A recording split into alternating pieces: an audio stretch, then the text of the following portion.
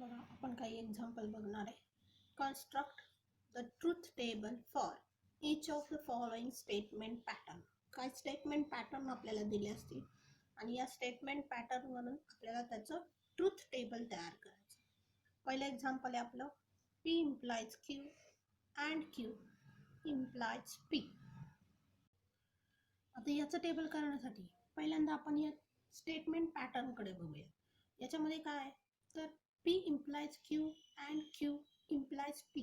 जर याचे तुम्ही प्राइम कंपोनेंट बघितले, सिंपल स्टेटमेंट्स बघितली किंवा अगदी थोडक्यात बघायचं तर तुम्ही कुठल्या कुठल्या व्हेरिएबलचा वापर केलाय ते बघितलं तर बस आपल्याला कळत आहे की फक्त P Q Q आणि P म्हणजे P आणि Q या दोनच व्हेरिएबलचा वापर केला. यातले प्राइम कंपोनेंट सिंपल स्टेटमेंट्स आपले आहेत P आणि Q.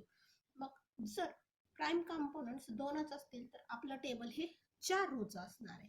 मग त्यातला आपण आता पहिला कॉलम करू. पहिला कॉलम म्हणायचा P चा, दुसरा कॉलम म्हणायचा Q चा.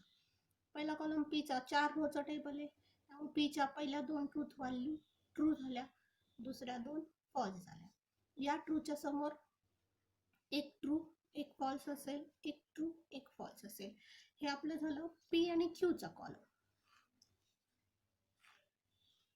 आता याच्यानंतर बघा बरं हे जर स्टेटमेंट पॅटर्न बघितलं तर आपल्याला आता गणिताचा नियम आपल्याला सांगतो ब्रॅकेट आधी सोडवा. त्यामुळे आपण हा गोल कंस जो आहे तो आधी सोडवणार.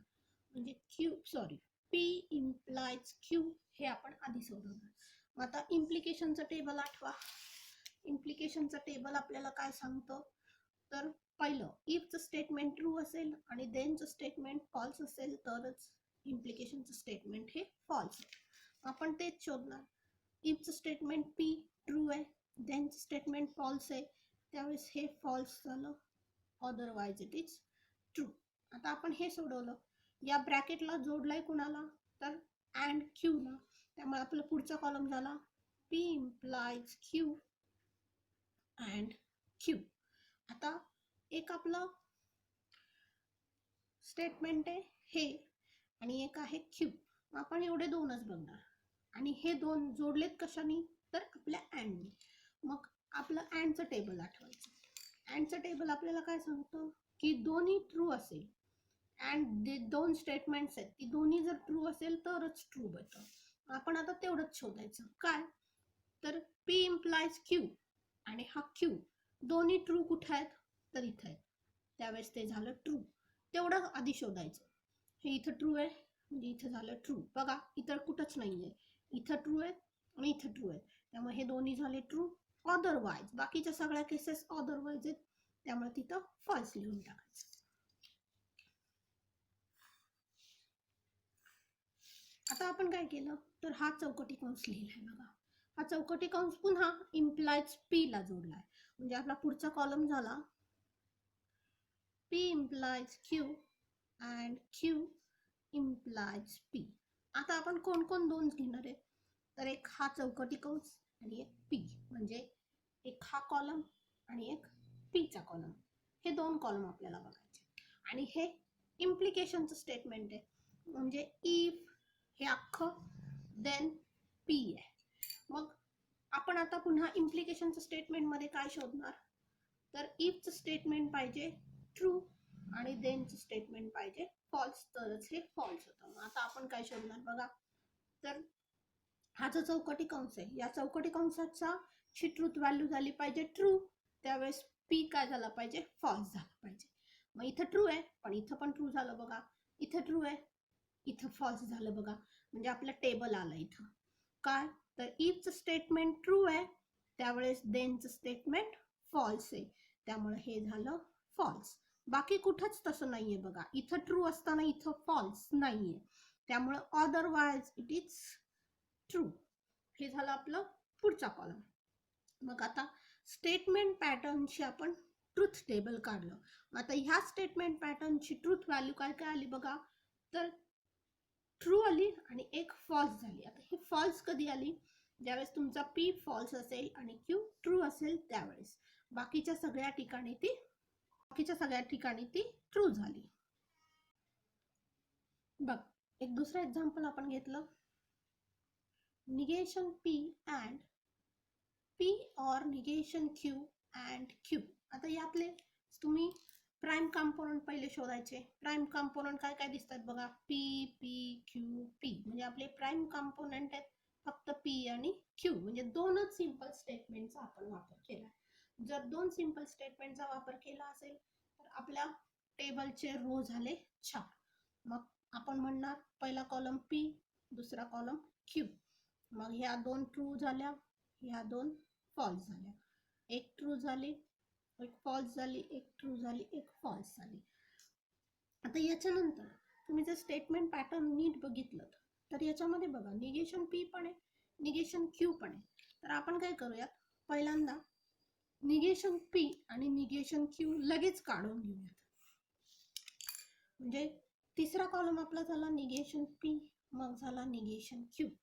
आता बघा बरं, P इथं दोन ट्रू आहे, तर या P चं निगेशन इथं काय झालं, फॉल्स झालं. इथे फॉल्स आहे त्यामुळे त्याचं निगेशन काय झालं, ट्रू झालं. आता निगेशन Q करायचंय त्यामुळे Q कडे लक्ष दिलं पाहिजे. Q ट्रू असेल तर त्याचं निगेशन झालं फॉल्स, Q फॉल्स असेल तर त्याचं निगेशन झालं ट्रू. Q ट्रू आहे त्याचं निगेशन झालं फॉल्स, परत Q फॉल्स आहे त्याचं निगेशन झालं ट्रू. आता पुढचा कॉलम. आता बघा याच्यामध्ये आता आपण पहिल्यांदा काय सोडवणार, तर याच्यामध्ये आपल्याला पहिल्यांदा हे सोडवावं लागेल. म्हणजे आपण सोडवणार P or निगेशन Q. आता कोणाकोणाकडे लक्ष द्यायचं, तर हा P चा कॉलम आणि हा निगेशन Q चा कॉलम. मग आता ऑरचं टेबल आपल्याला काय सांगतं की दोन्ही फॉल्स असेल तरच false, otherwise it is true.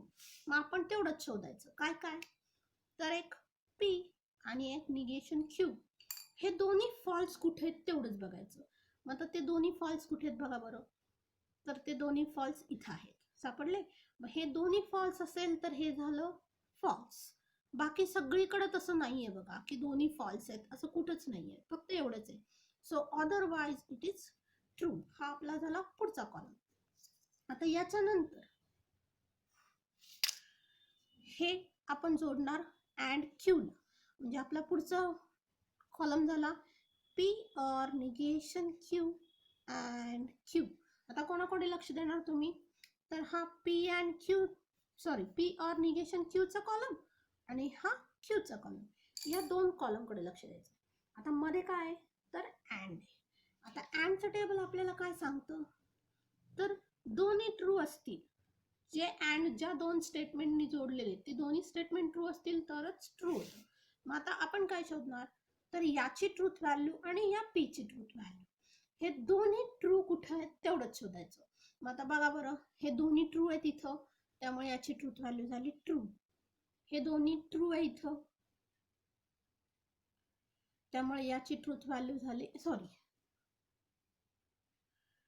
आपण चुकीचा कॉलम बघतोय, आपल्याला Q बघायचा आहे.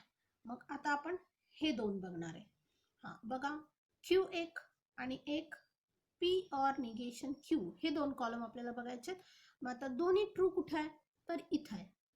पुन्हा बघा दोन्ही ट्रू कुठे आहे, तर कुठंच नाहीये, बरोबर ना.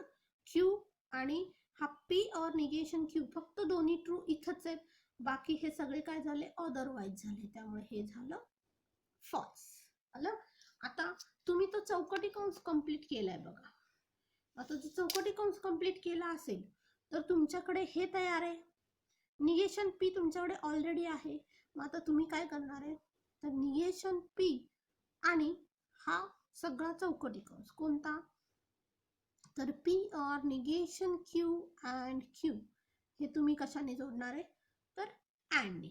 आता पुन्हा अँडचं टेबल आपल्याला काय सांगतं, तर दोन्ही ट्रू असेल तर ट्रू. आता कोण दोन आहेत तुमचे, तर एक आहे निगेशन P, दुसरा आहे तुमचा तो चौकटी कंस. हे दोन्ही तुमचे ट्रू कुठे आहेत तेवढंच शोधायचं. बघा बरं, इथं नाहीये, इथं पण नाहीये, इथं पण नाहीये, इथं पण नाहीये, म्हणजे तुमच्या दोन्ही ट्रू कुठंच नाहीये. दोन्ही जे स्टेटमेंट्स आहेत ती दोन्ही ट्रू कुठंच नाहीत, म्हणजे या सगळ्या cases otherwise it is false. हे झालं तुमचं या स्टेटमेंट पॅटर्नची ट्रूथ व्हॅल्यूज. काय काय आल्या, तर सगळ्याच्या सगळ्या या फॉल्स आल्या. आता सपोज तुमचं लिहिताना हे कॉलम तुमची जागा संपली आहे. तर फॉर एक्झाम्पल आपल्याला अजून एक कॉलम करायचा असेल तर मला जागा नाहीये बघा आता, तर मी काय करू शकते, तर मला असं जे जागा नसेल तर आपल्याला कळतंय आता पुढे आपल्याला जागा नाहीये तरी पण पुढे आपल्याला कॉलम वाढवायचे. तर हा आधीचा जो कॉलम आहे हा आधीचा कॉलम आपल्याला कन्सिडर करता येतो काय, तर ही व्हॅल्यू फॉर एक्झाम्पल मी जर ए कन्सिडर केली, ए कोण आहे माझा, हे अख्खं आहे. मग ह्या जर ए असेल तर आता आपण मला पुढं लिहिताना मी कसलं लिहिणार बघा, तर मला हे निगेशन पी ला जोडायचंय, त्यामुळे मी हा कॉलम असा लिहू शकते, निगेशन पी अँड ए. बघा मला जागा फक्त एवढीच लागणार आहे. आता मी जर हा कॉलम केला तर मला एवढीच जागा लागणार आहे, म्हणजे ह्या सगळ्यात माझे ही व्हॅल्यू बसतील, त्यामुळे पुढे मला अजून एखाद दुसरा कॉलम वाढवता येईल. त्यामुळे माझं हे काय झालं, तर याच्या ऐवजी मी हे लिहू शकते. बघा पुढचं एक्झाम्पल आहे आपलं, P implies Q implies R if and only P and Q implies R. आता बघा यातले प्राइम कंपोनंट काय काय असतील, P, Q आणि R. मग जर प्राइम कंपोनंट 3 असतील तर आपल्या स्टेटमेंटमध्ये रो किती असतील, आपण लक्षात काय ठेवलंय, तर 2 रो 2 प्राइम कंपोनंट्स असतील तर 4 रोचं टेबल असणार आहे. 3 कंपोनंट असतील तर आपले 8 रोचं टेबल असणार आहे. म्हणजे आपला पहिला कॉलम झाला P चा, दुसरा झाला Q चा, तिसरा झाला R चा. आता जर असं असेल तर आपण काय करणार बघा, तर 3 प्राइम कंपोनंट्स आहेत आपले, त्यामुळं आपल्याला 8 रोचं टेबल करायचं आहे. या 8 रो मध्ये आपण काय करणार, तर P पहिले 4 ट्रू लिहायचे आणि नंतरचे 4 फॉल्स लिहायचे. बघा 8 रो झाल्या का, हे 4 ट्रू आणि हे 4 फॉल्स, हे 8 रो झाले. आता आपण काय करणार, तर या 4 ट्रूच्या समोर ह्या क्यूच्या व्हॅल्यू लिहायच्या. त्या कशा लिहायच्या, तर 2 ट्रू लिहायच्या आणि 2 फॉल्स लिहायच्या. 4 ट्रूच्या समोर 2 ट्रू 2 फॉल्स, तेच रिपीट खाली करायचं. या 4 फॉल्सच्या समोर 2 ट्रू लिहायच्या आणि 2 फॉल्स लिहायच्या. आता पुढं हे 2 जे ट्रू आहेत, या 2 ट्रूच्या समोर 1 ट्रू 1 फॉल्स, तेच रिपीट खाली करायचं. या 2 फॉल्सच्या समोर 1 true 1 false, 1 true 1 false, 1 true 1 false, हे असंच नेहमी करत जायचं. कसं आलं, 4 ट्रू 4 फॉल्स, मग क्यूच्या 2 ट्रू 2 फॉल्स, तेच रिपीट खाली केलं, 2 ट्रू 2 फॉल्स. मग परत काय केलं, तर R ची value 1 true 1 false, 1 true 1 false, हे असंच रिपीट करत गेलो. हे आपले झाले पहिले 3 कॉलम. आता पुढचा कॉलम आपण कसा करणार बघा, तर आपल्याला आता ब्रॅकेट सोडवायचा आहे. ब्रॅकेट सोडवायचं असेल तर पहिल्यांदा आपल्याला हे सोडवलं पाहिजे.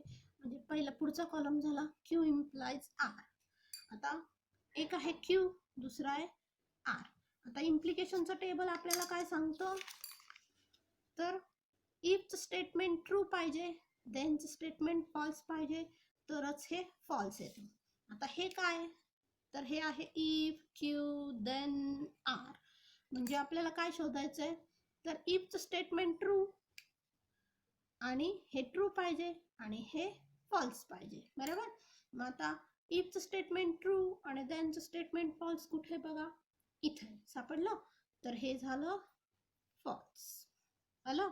आता तसंच सेम खाली परत आहे का बघा, तर इथं एक आहे, हे झालं फॉल्स. बाकी कुठंच नाही बघा, हे ट्रू हे फॉल्स, म्हणजे क्यू ट्रू पाहिजे आणि आर फॉल्स पाहिजे, अशी केस फक्त इथंच आहे.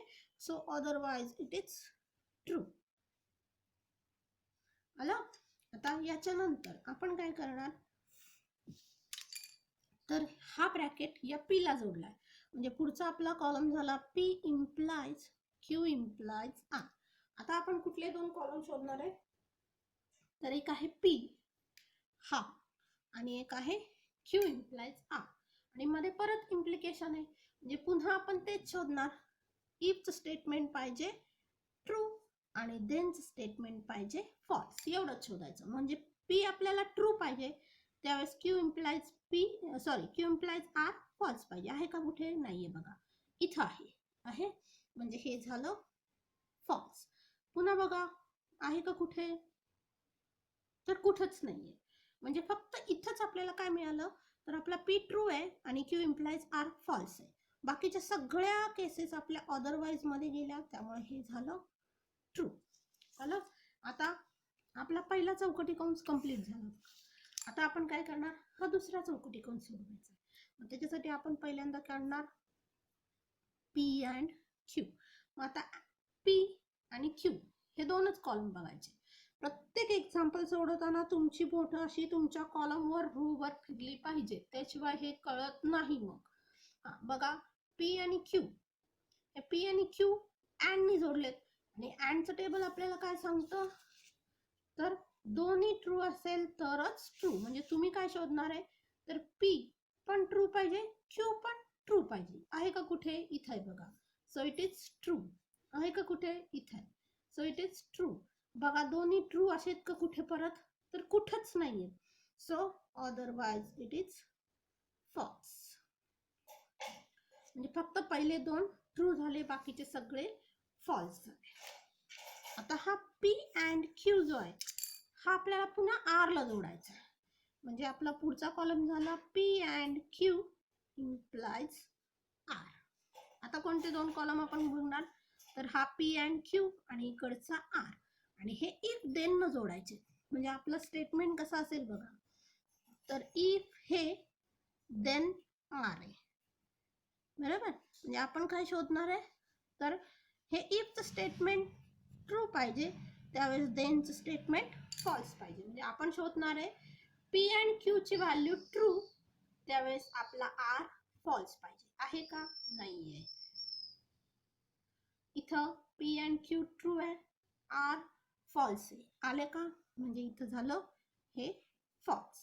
पुन्हा बघा, बाकीकडं कुठंच नाहीये ना.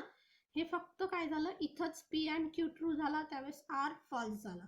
So otherwise it is true. आलं. आता आपला हा दुसरा ब्रॅकेट पण कंप्लीट झाला. आता जर तुम्हाला पुढे जागा नसेल, तुमची जागा जर संपली असेल, तर आपण काय करू शकतो, तर या कॉलमला मानायचा ए आणि या कॉलमला मानायचा बी. मग आता याला मी ए मानला, याला बी मानला. मला पुढे हे दोन्ही जोडायचे बघा. हा माझा पहिला चौकटी कंस आहे, हा माझा दुसरा चौकटी कंस आहे. हे दोन्ही जोडायचे म्हणजे माझं हे तयार होईल. म्हणजे मी काय लिहिणार इथं, ए इफ अँड ओनली इफ बी. हे जे सगळं लिहायचं होतं मला, हे एवढं मोठं, ते लिहायला मला जागा पुरली नसती, म्हणून मी हे असं लिहिलं. याच्या ऐवजी मी हे असं लिहिलं. मग आता हे दोन कॉलम बघायचे. मध्ये इफ अँड ओनली इफ आहे. इफ अँड ओनली इफ आपल्याला काय सांगतो, तर इफ अँड ओनली इफचा टेबल आठवा. जर दोन्ही सेम असतील, आयदर ट्रू किंवा फॉल्स, तरच ते काय होतं, ट्रू होतं. मग आपण आता काय शोधणार आहे, तर याची पण व्हॅल्यू, या दोन्हीच्या व्हॅल्यू सेम झाल्या पाहिजेत. सेम आहे का, आहे. So it is true. Same आहे का, आहे. मग काही पण असू द्या, म्हणजे हे ट्रू झालं. सेम आहे का, आहे. सेम आहे का, आहे. सेम आहे का, आहे. बघा, हे सगळं सेम आहे. म्हणजे या सगळ्या ट्रूथ व्हॅल्यूज काय झाल्या, तर ट्रू झाल्या. म्हणजे या स्टेटमेंट पॅटर्नची टोटल ट्रूथ व्हॅल्यू सगळ्या झाल्या ट्रू.